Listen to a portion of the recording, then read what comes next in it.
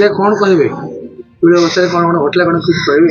କଣ କହି ମୋର ତ ଘର ଭାଙ୍ଗିଗଲା, ମୋର ଭେଣ୍ଡା ପୁଅ ମୋତେ ସିଟି ଦେଇଗଲା। ଯୋଉମାନେ ସବୁ କାଣ୍ଡ କରିଛନ୍ତି ସେମାନଙ୍କୁ ଉପଯୁକ୍ତ ଦଣ୍ଡ ଦିଆଯାଉ।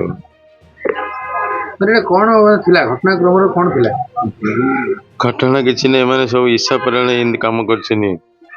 ମାନେ କୋଉଥିପାଇଁ ଇଚ୍ଛା କରୁଛନ୍ତି? କାଳେ ସିଏ ବହୁତ ଭଲ ହେଇଗଲା ଏଥିପାଇଁ ସେ ଏମାନେ ସବୁ କାମ କରିଛନ୍ତି। ହେଲେ ଏ ଘଟଣାରେ କୋଉମାନେ ସମ୍ପୃକ୍ତ ଥିଲେ ଆପଣ ଜାଣିଛନ୍ତି? ସମ୍ପୃକ୍ତ ଯୋଉମାନେ ସେମାନେ ଉପଯୁକ୍ତ ଦଣ୍ଡ ଦିଆଯାଉ। ଯୋଉମାନେ ଅଛନ୍ତି ଟିକେ ଏପଟୁ ଚାହିଁକି କୁହନ୍ତୁ ଟିକେ କ୍ୟାମେରା ଚାହିଁକି କୁହନ୍ତୁ। କିଏ କିଏ ସମ୍ପୃକ୍ତ ଥିଲେ, କାହାକୁ ଦାୟୀ କରୁଛନ୍ତି?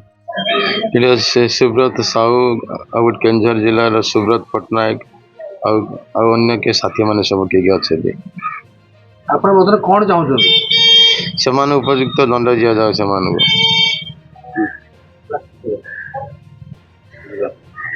କଣ କହିବି? ଆଜ୍ଞା ଆପଣ ପରିଚୟ ଦେବେ?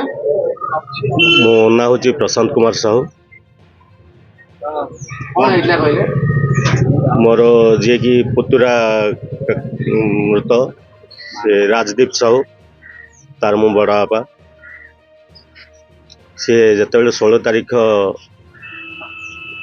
ଦିନ 2 ଘଣ୍ଟା ସମୟରେ ସେ ଘରୁ ବାହାରିକିରି ଗଲା। ଠିକ୍ 7ଟା ସମୟ ହେବ, ସେ ବୋଧେ କହିଲା ପୋଲସରା ଯିବି ବୋଲି। ପୋଲସରା ସେ ଯାଇଛି। ଆଉ ଠିକ୍ 7ଟା ସମୟରେ ଘରୁ କାହିଁକି ରିଟର୍ନ ଆସିଲାନି, ତା ମମି ତାକୁ ଫୋନ୍ କଲା, ସେ ତା ଫୋନ୍ ସୁଇଚ୍ ଅଫ୍ ଅଛି।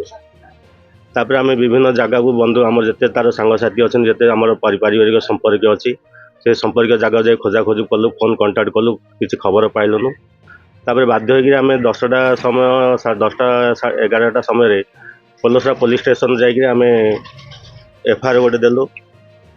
ସେ FIR ସମୟରେ କଣ ଦେଇଥିଲେ? ହଁ, ଆମର ଏଇ ସମୟରେ ତା ସମୟରେ ଯାଇଛି ଫେରିନି ନିଖୋଜ ଆମେ ଗୋଟେ ଦେଇଥିଲୁ FIR କପିଟେ। ତାପରେ ସେଇଟା ସାର୍ ଆମର IAS ସାର୍ ପୋଲସରା ସେ ଠିକ୍ FIR କପି ଗ୍ରହଣ କରି ତାକୁ ଇନଭେଷ୍ଟିଗେସନ୍ ଲାଗିଲେ। ଇନଭେଷ୍ଟିଗେସନ୍ ଲାଗିଲା ପରେ ସେ ଶେଷରେ ଆମର ରାଜା ସେଠୀ ବୋଲି ତାର ଓରିଜିନାଲ ନାମ କହିପାରିନି, ଡାକ ନାଁ ରାଜା ସେଠୀ, ତାକୁ ଆଣିକିରି ଥାନାକୁ ଆଣିଲା ପରେ ସେ ଆଉ ଜଣଙ୍କ ନାଁ କହିଲେ, ଯେଉଁଟାକି ଆମର ସୁବ୍ରତ ସାହୁ ଓରଫ କାଳିଆ। ସେ ଏସବୁ ଘଟଣା ଘଟେଇଛି ବୋଲି ମଧ୍ୟ ସେ ସ୍ୱୀକାର କଲା। ମୁଁ ତାକୁ ବି ପଚାରିଲି, କାହିଁକି ଏ ଘଟଣା ଘଟେଇଲୁ, କ'ଣ ପାଇଁ କଲୁ, କେମିତି ନେଲୁ, କ'ଣ କହ ଏଇଟା ବୋଲି ମୁଁ ପଚାରିଲି ତାକୁ। ପଚାରିଲା ପରେ ସେ କହିଲା, ମୁଁ ତାକୁ ଡକେଇଥିଲି ପୋଲସରାରୁ ଡକେଇଲା ପରେ, ମୁଁ କ'ଣ ବି ଡକେଇଥିଲି ପୋଲସରା ନା, ସ୍କୁଟି ଗୋଟେ ମୋ ପାଖରେ ଅଛି, ଆଉ 5 ଲକ୍ଷ ଟଙ୍କା ଅଛି, ଆସେ ଧରିକି ଯିବୁ, ଘରେ ଦେଇଦେବୁ। ଆମର ଏ ଟୋକା ଗଲା ସେଠି। ପୋଲସରା ପହଞ୍ଚିଲା ପରେ ସେ କହିଲା, ନାହିଁ ମୁଁ ପୋଲସରା ନାହିଁ, ମୁଁ ରାଣ୍ଡି ଧନେଇ ଡ୍ୟାମ୍କୁ ପଳେଇ ଆସିଛି, ତୁ ଧନେଇ ଡ୍ୟାମ୍ ଠିକି ଆସେ। ସେ ଟୋକା ଆମର ଧନେଇ ଡ୍ୟାମ୍ ଯିବା ରାସ୍ତାରେ ମଝିରେ ଗୋଟେ ନାଳ ପଡ଼ିଛି, ସେ ନାଳରେ ତାର ଯେଉଁ ବାଇକ୍ ଯାଇଥିଲା, ଗ୍ଲାମର ବାଇକ୍, ସେ ବାଇକ୍କୁ ଫିଙ୍ଗି ଦେଇକିରି ତାକୁ ସେଇଠୁ ସେମାନେ ଅପହରଣ କରି ନେଇଛନ୍ତି। କିଏ କିଏ ସାମିଲ ଅଛନ୍ତି ଅପହରଣ? ଅପହରଣରେ ସେ କହିବାର ଯେ ସେ ନିଜେ ସୁବ୍ରତ ସାହୁ ଓରଫ କାଳିଆ, ଆଉ ପ୍ଲସ୍ ତାର ଗୋଟେ ସାଙ୍ଗ ସମ ପଟ୍ଟନାୟକ, କୋଉଠିକାର? ସେ ତା ରୁମମେଟ୍ ସାଙ୍ଗ ଗୋଟେ, ସେ ବାହାର ଜିଲ୍ଲାର। ହଁ, ସେ ଏଠୁ ଗଲା ପରେ ସବୁ ଅପହରଣ କରି ନେଇକିରି ସେ ବ୍ରହ୍ମପୁର ନେଲେ। ସେ ବ୍ରହ୍ମପୁରରେ ସେ କାମ ତାର ଯେଉଁ ଯେତିକି ତାର ଆଘାତ ଦେଲେ ତାକୁ, ସେ ଭିତରେ ସେ ଶେଷରେ ସେ ଶେଷ ନିଶ୍ୱାସ ନେଇସାରିଛି। ସେ 2 ଜଣ ସେଇଦିନ, ହଁ 16 ତାରିଖ ସନ୍ଧ୍ୟା ସମୟରେ ସେ ଶେଷ ନିଶ୍ୱାସ ନେଇସାରିଛି। ସେତିକି ଭିତରେ ତାଙ୍କେ କ'ଣ କରିବେ ବୋଲି ରାତ୍ର ନେଇ ଦାରିଙ୍ଗବାଡ଼ିରେ ଗୋଟେ ଆମର ସୋରଡ଼ା ଦାରିଙ୍ଗବାଡ଼ି ଗୋଟେ ଘଞ୍ଚ ଜଙ୍ଗଲ, ଯେଉଁଟାକି ଘାଟି, ସେ ଘାଟି ତଳକୁ ସେମାନେ ଫିଙ୍ଗି ଦେଇଥିଲେ।